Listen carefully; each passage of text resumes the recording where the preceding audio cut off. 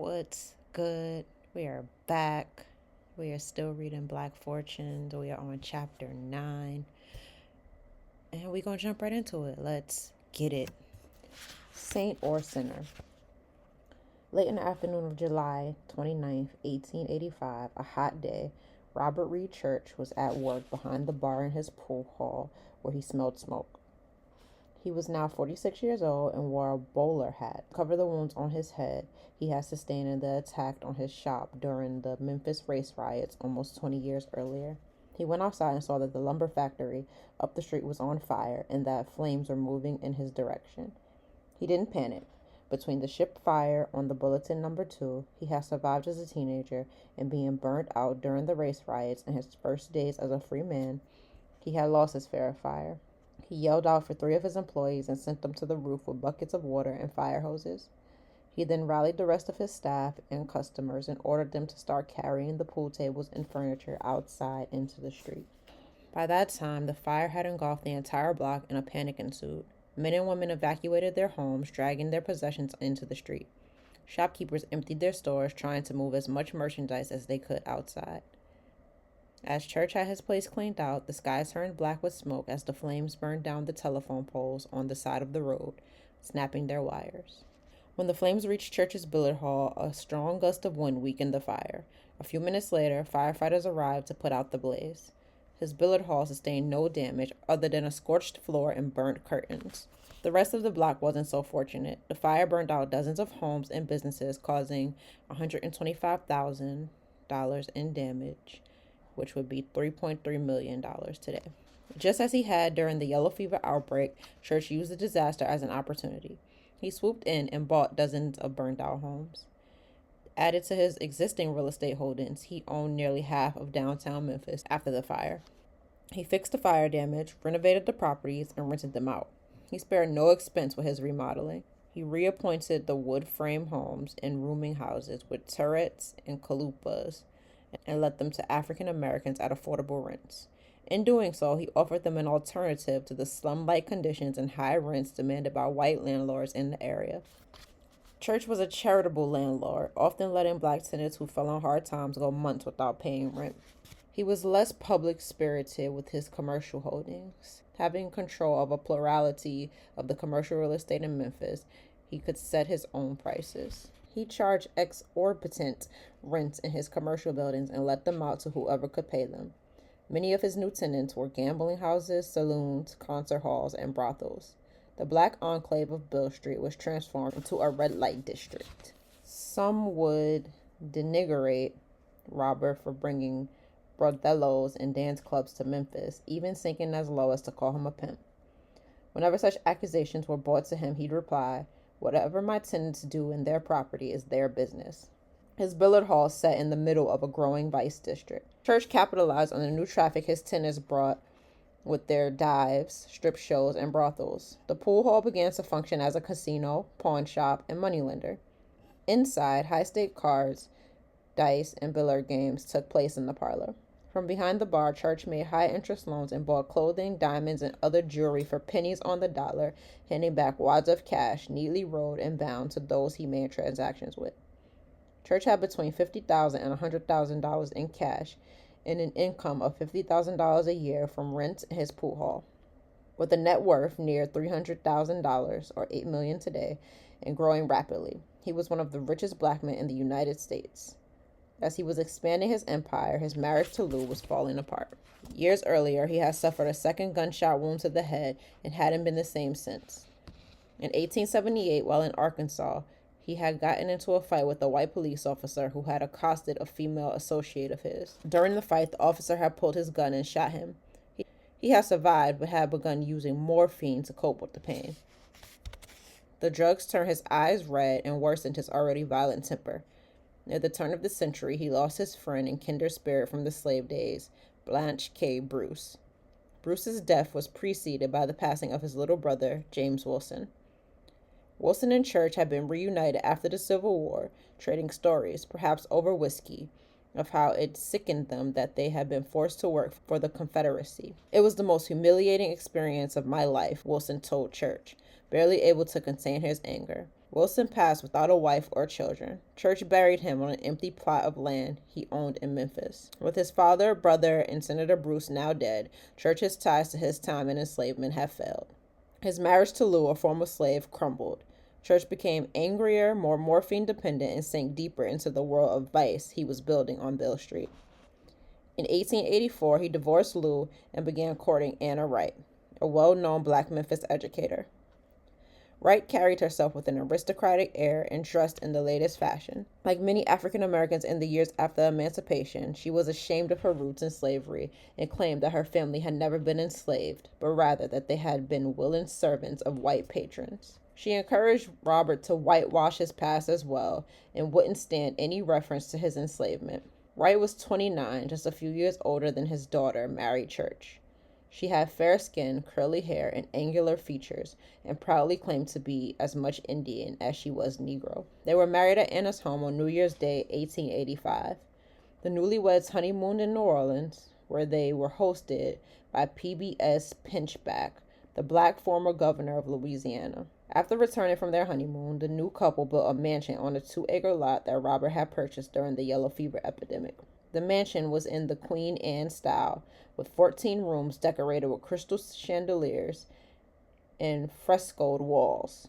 In the main parlor hung a picture of the sinking Bulletin No. 2 that Church had commissioned. In the back of the estate were horse stables and servants' quarters. Church's home was built on an undeveloped stretch of Memphis outside the city center. He hoped the construction of his new home would spur other African Americans to build homes nearby and develop a wealthy black enclave. To his chagrin, it was the wealthy white families that began to build houses around him. Nonetheless, the Church mansion, the home of the richest black man in the South, became a meeting place for America's black elite. Pinchback and the other black dignitaries stayed at the Church residence whenever they passed through Memphis. The grandeur of Church's house and the prominence of his visitors aroused the curiosity of his white neighbors. They would often think of some excuse to try to see the interior of the house. They would ring the doorbell and tell Mrs. Church they had just come to see the new home. She dealt with such requests by refusing to show the white neighbors the house herself, instead dispatching a servant to the door and leaving the room. In the house, Mrs. Church wore long blue silk gowns, which trailed behind her as she whisked out of the room. Robert was a much more convivial host than his wife. When he had company, he took to the kitchen to make his specialty, boiled pampano, a fish from the Louisiana Gulf he had eaten often on the river as a boy. He loved to cook for his guests. Inside the house, which his wife had carefully outfitted with fine furniture and rugs, hung bunches of bananas from chandeliers, banisters, and cabinets, so one was always within reach if he or his guests got hungry. In the backyard, he kept crates of live turkeys and chickens, whose crowing could be heard from the house. He ordered flour, oil, nuts, and fruits in bulk. As Robert Reed Church's gambles in real estate and politics have borne fruit, making him the richest and most powerful man in Tennessee, a young Memphis-based journalist named Ida B. Wells published a thinly veiled critique of him in the New York Freedman in December 1885. She wondered if the richest black man in the South had sold his soul for riches. "All of us cannot be millionaires," she wrote.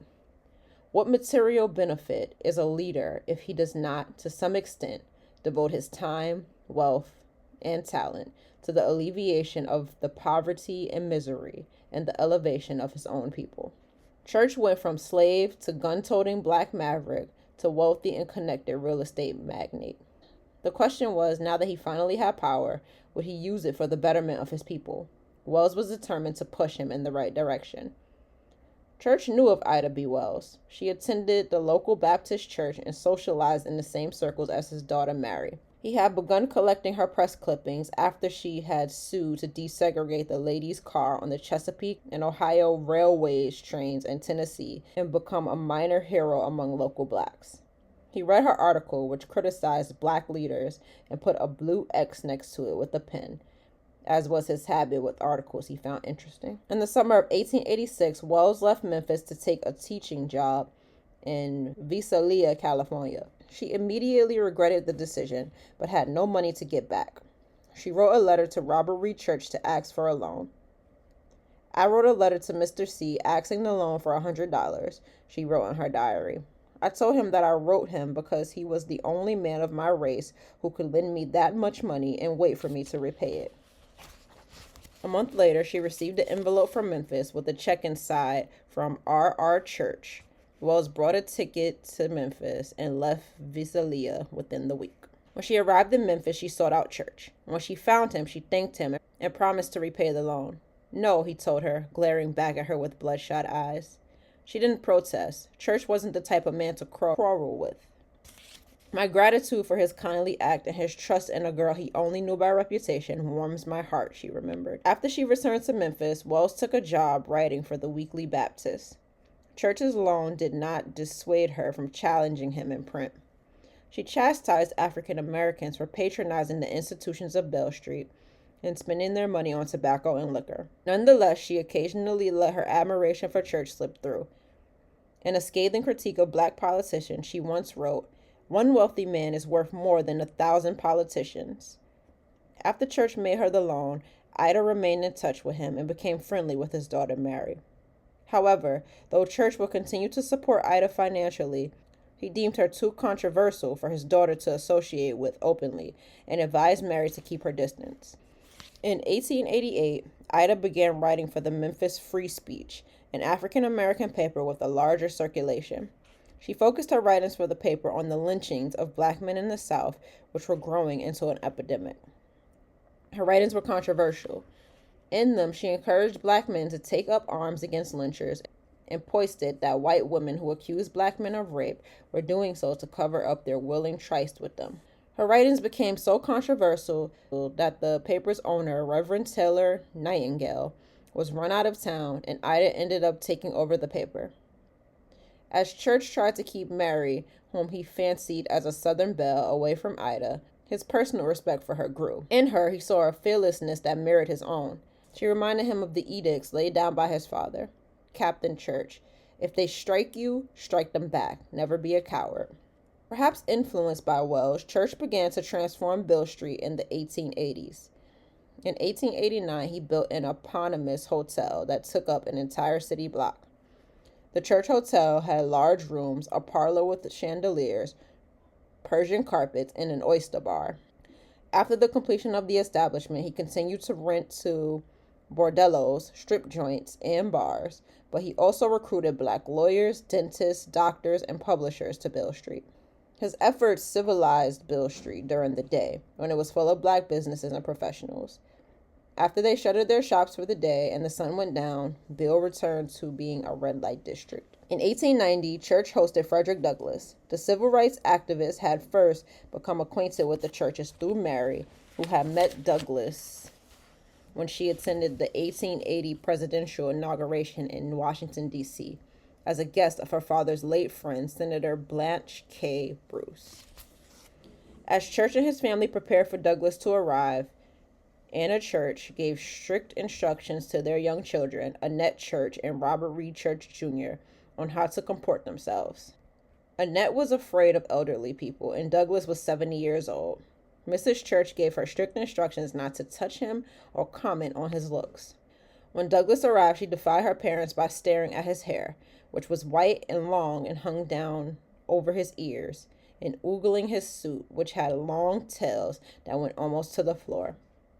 As he came through the door, little Annette ran toward him and kissed him, then turned to her mother, exclaiming, "He's got such big eyes, Mama." Douglass gave a hearty laugh. Coincidentally, while Douglass was in Memphis, he became acquainted with Ida B. Wells. After he left, they began a correspondence and collaborated on civil rights protests, including a boycott in the 1893 Chicago's World Fair for excluding black exhibits. Ironically, the Churches defied the boycott and were one of the only high-profile black families to attend the fair. As Wells published article after article about Southern lynchings, she influenced Church, who had many times appeared distant from the struggle of racial equality. It was perhaps a surprise when, in the late 1880s, he joined the Tennessee Rifles, a volunteer militia of black men formed to fight potential lynch mobs. In 1892, an African-American man opened a grocery store in Memphis called the People's Grocery. The store was located just outside Memphis in a two-story brick storehouse and sold crates of fresh vegetables and poultry. One of its owners, Thomas Moss, purchased a horse and a cart, which he kept out front to make deliveries. Moss's grocery cut into the business of a white grocer named William Barrett, who owned a store a few blocks away. Barrett began harassing Moss and trying to cause trouble at his store, resulting in several violent skirmishes between the two men and their employees. Late in March, 6 white men entered the People's Grocery carrying guns. Moss's men defended themselves, shooting and wounding 3 of their attackers. Afterward, Moss and 2 of his employees, William Stewart and Calvin McDowell, were arrested and put into the Memphis City Jail. After they were arrested, Robert Church and the rest of the Tennessee Rifles kept watch over the jail to protect the men from being lynched. A few days later, the Rifles were given assurances that Moss and his men would not be charged and the police would protect them from lynching. Taking the authorities at their word, Church and the rest of the Rifles left. At 2 a.m., a lynch mob arrived at the jail. They entered and took Moss and his 2 men from their cell. The lynch mob had given the white papers notice of the lynching, and journalists met them at the rail yard where the execution was to be staged. At the rail yard, McDowell fought back against his lynchers. In retaliation, they shot and mutilated him before he was killed by multiple gunshots to the face. Will Stewart was next to die. He was stoic and strong and refused to show the lynchers any fear. The papers described him as obdurate and unyielding to the last. He was shot on the right side of the neck with a shotgun, with a pistol in the neck and left eye, and then fell dead. Moss was the last to die. He begged for his life. When it was clear he would receive no mercy, he gave a final statement to the reporters present. "Tell my people to go west. There is no justice for them here," he said. His killers then shot him dead. The lynching sent shock waves through the African American community. Church, who had believed that the law would protect the men after they left them, privately began to doubt the viability of the region as a home for African Americans. After the lynching, more than 100 blacks formed a group to leave Tennessee and relocate to Oklahoma. Church donated $10,000, which would amount to $270,000 today, to the group. He would never leave. He'd been shackled, shot, and burned out. But for better or worse, Memphis was his home. And that was chapter 9. Peace. We are back. Chapter 10, Black Fortunes. Let's get it. Building the Promised Land in Oklahoma. 1893. Moments before noon on a hot and dusty day in September 1893, more than 100,000 men, women, and children lined up along the northern border of the Oklahoma Territory like racers at the start line. They were boomers, property seekers who had journeyed from across the country to the west in order to participate in what was shaping up to be the country's largest land run. More than a year earlier, the federal government had purchased 6,361,000 acres from the Cherokee tribe in the former Indian Territory of Oklahoma and promised to open the land up for settlement to homesteaders on a first-arrived basis at exactly noon on September 16, 1893. They began arriving almost a year before the run was to begin, in wagons and on the backs of horses and donkeys, camping along the Kansas-Oklahoma border. The camps were crowded as farmers were facing hard times due to drought, declining profits in the agricultural sector, and an economic depression in 1893, later known as the Panic of 1893. The overriding mood in the camps was one of desperation. Tens of thousands of boomers lived in tents and makeshift houses. Those who came early in the year endured Oklahoma's brief but frigid winter, followed by thunderstorms and tornado-like winds in the spring, and a hot and humid summer. Death seemed to linger in the air due to outbreak of disease and food and water shortages. Gunfights and brawls between boomers were regular occurrences. Among the frontiersmen was a 25-year-old African-American man named Atoa W. Gurley. Gurley was well-built with a square jaw and broad shoulders. He had mahogany skin, angular features, and curly dark hair that he had parted at the side. Like the other boomers, Gurley dreamed of a better life. He was the son of slaves born on Christmas Day in 1868 in Huntsville, Alabama, to John and Rosanna Gurley. He grew up in Pine Bluff, Arkansas, on a farm with his family and attended public grammar school. Afterward, he became a teacher and then later an employee of the United States Postal Service. He was ambitious yet pragmatic, and the government's public land handout in Oklahoma seemed just like the type of opportunity he'd be remiss to pass up. At noon sharp on September 16th, a cannon fired, marking the start of the run. The boom of the gun set off a stampede into the territory as boomers sprinted across the Oklahoma border onto the state's green prairies and red sandy soil, kicking up clouds of dust. The boomers carried with them posts with their surnames written on them. When they found an available plot of land, they could lay their claim to it by driving the stake into the ground. When they entered the Cherokee outpost, many found that most of the better land had already been taken by outlaws called Sooners, who had sneaked into the territory early and squatted on the best areas. Nonetheless, thousands of boomers, black and white, planted their flags in the land that day and applied for their land permits. Gurley traveled south for more than 50 miles through a forest of scrubby oak trees to a large prairie field with thousands of tents and other boomers. There, Gurley staked his claim to a plot of dirt. 5 days later, the area was incorporated as the town of Perry, Oklahoma, and Gurley was given the rights to plot where he planted his flag. African Americans had begun to relocate to the former Indian Territory in Oklahoma as soon as it was open for settlement in 1889. The Central Oklahoma Immigration Society, an organization funded by Robert Reed Church, helped thousands of African Americans immigrate to Oklahoma to escape oppression, lynching, and terror in Memphis. These individuals were joined by groups of black homesteaders from Arkansas, Kentucky, Virginia, Washington, D.C., New York, the Carolinas, Georgia, and Florida, all seeking greater freedom and opportunities in an America where African Americans were beginning to face violent backlash by the gains they had made during Reconstruction. They were led in establishing themselves in Oklahoma by Edward P. McCabe, an enterprising African American from Troy, New York. McCabe was thin with straight hair, skin the color of sand, and a handlebar mustache. He wore three-piece suits, spectacles, and bow ties. Before the land runs, he had lobbied the U.S. government in Washington, D.C. to make Oklahoma an all-black state.